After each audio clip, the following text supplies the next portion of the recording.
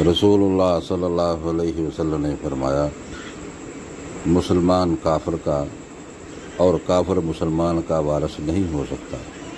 یعنی اگر کوئی کافر کا بیٹا مسلمان ہو جائے تو وہ مسلمان اپنے کافر باپ کی جائیداد کا وارث نہیں ہوتا۔ اسی طرح اگر کسی مسلمان کا بیٹا کافر ہو جائے تو وہ کافر بیٹا مسلمان باپ کا وارث نہیں ہو سکتا، یہ جائیداد میں اس سے کوئی حصہ نہیں ملتا۔ رسول اللہ صلی اللہ علیہ وسلم نے فرمایا، قاتل مقتول کا وارث نہیں ہو سکتا۔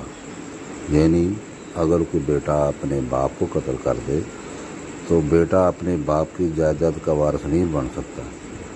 اگر کوئی بھتیجا اپنے چچا کو جس کا اس میں حصہ بنتا ہے، یعنی جس کا جائیداد میں حصہ بنتا ہے، اگر وہ اس مالک کو جو جائیداد کا وارث ہے اس کو قتل کر دے تو قاتل کو اس کا کوئی حصہ نہیں ملے گا۔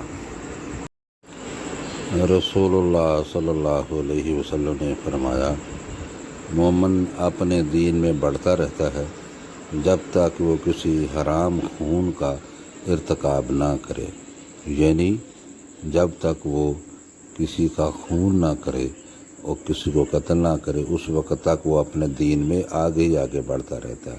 اور قیامت کے دن سب سے پہلے اللہ تعالیٰ خون کا حساب کتاب کریں گے، خون کا یعنی کہ فیصلہ کریں گے۔ تو اس لیے مومن اپنے دین میں بڑھنے سے رک جاتا ہے جب وہ کسی کا ناحق خون کرتا ہے۔